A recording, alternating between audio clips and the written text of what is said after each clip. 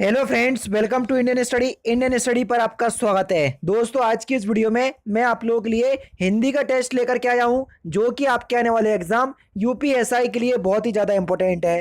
Video को and तक जरूर देखिएगा, क्योंकि लास्ट में मैं आपसे क्वेश्चन ही पूछूंगा और उसका आंसर आपको कमेंट बॉक्स में बताना होगा। साथ ही साथ इस वीडियो की पीडीएफ डिस्क्रिप्शन में टेलीग्राम चैनल का लिंक दिया हुआ है, वहां से आप प्राप्त भी कर सकते हैं। तो चलिए दोस्तों, स्टार्ट करते हैं और देख लेते हैं पहला क्वेश्चन सर आपके सामने। आच्छादित का उचित संधि विच्छेद आपको बताना है, या विच्छेद आप बता दीजिए। आच्छादित का उचित विच्छेद क्या होगा? तो आपका सही आंसर क्या हो जाएगा? आ प्लस छादित, यानी कि इस क्वेश्चन का तीसरा ऑप्शन यहाँ पर आपका बिल्कुल क्या हो जाएगा सर? करेक्ट हो जाएगा। शक्ति को शक्ति कहना किस प्रकार के उच्चारण का दोष है? शक्ति को शक्ति कहना किस प्रकार के उच्चारण का दोष है? तो आपका सही आंसर हो जाएगा स्वर भक्ति, दूसरा ऑप्शन करेक्ट। नेक्स्ट क्वेश्चन, निम्नलिखित में से महाप्राण व्यंजन कौन सा है? बता चुका हूं, वर्णमाला में सब पढ़ा चुका हूं। जैसे आपका का वर्ग है, का वर्ग में का आता है, खा आता है, गा आता है, घा आता है, णा आता है। हमने आपको बताया पहला व्यंजन अल्पप्राण, दूसरा महाप्राण, तीसरा अल्पप्राण, फिर महाप्राण, फिर अल्पप्राण, यानी कि महाप्राण दूसरा और चौथा होगा। खा और घा में से कोई ऑप्शन है? ये केवल का वर्ग की बात हो रही, तो देखो घा ऑप्शन है, तीसरा ऑप्शन करेक्ट। ऐसे ही हर वर्ग में देखना पड़ता है, चा वर्ग, ता वर्ग, पा वर्ग, फा वर्ग, सॉरी ता वर्ग रह गया था। इन सभी वर्ग में देखना पड़ता है।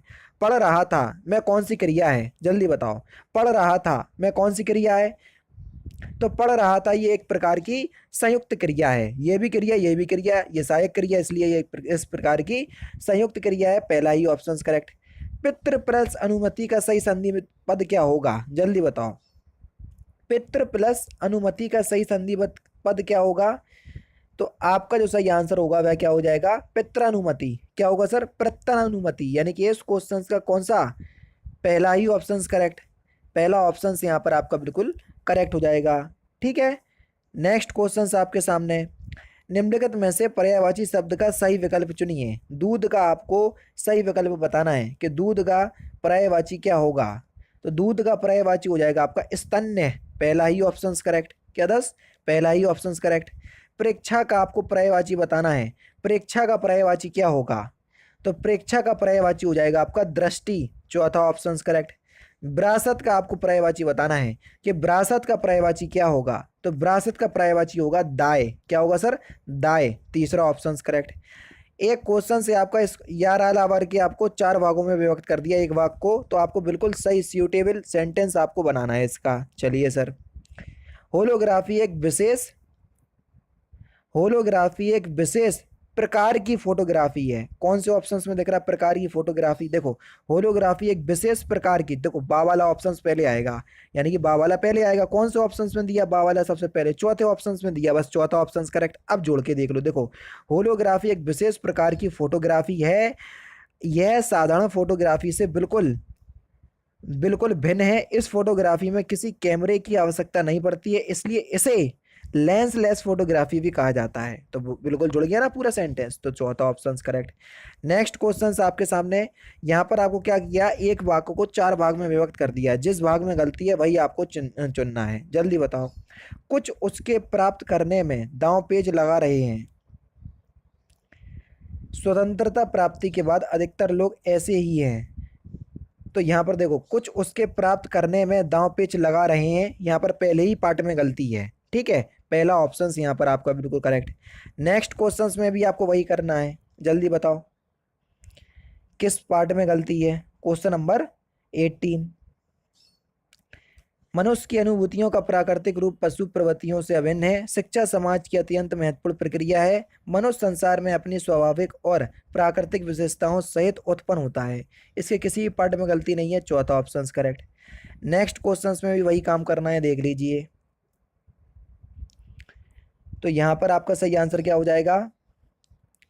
देखो, लिपि के माध्यम से भाषा के उच्चारण तत्वों को समझना आवश्यक हो जाता है। भाषा का उच्चारित रूप भाषा का वास्तविक रूप है। लिखित भाषा उच्चारित भाषा के सभी तत्वों को दिखाती है।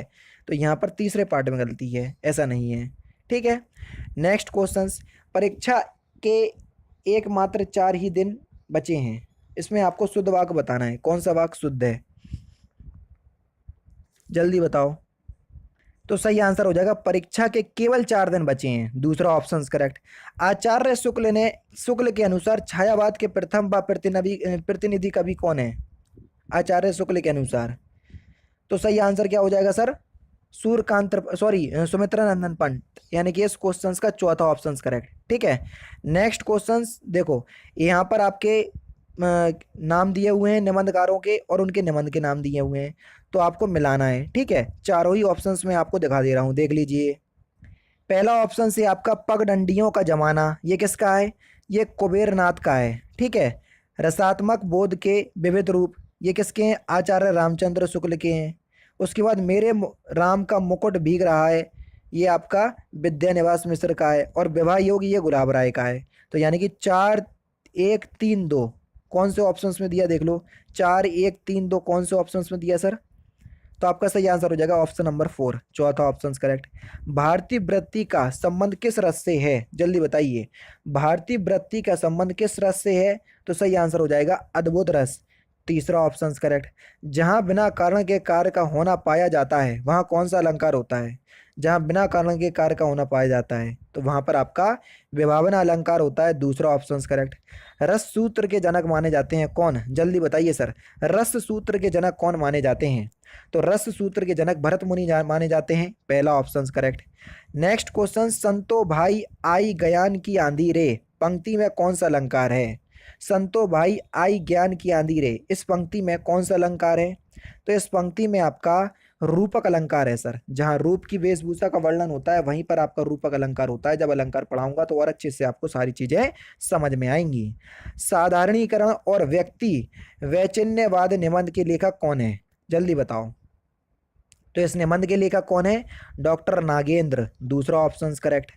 नेक्स्ट क्वेश्चन से आपका छायावाद को प्रतिबिंबवाद किसने कहा? जल्दी बताइए, छायावाद को प्रतिबिंबवाद किसने कहा? तो आपका सही आंसर हो जाएगा रामविलास शर्मा ने। किसने कहा?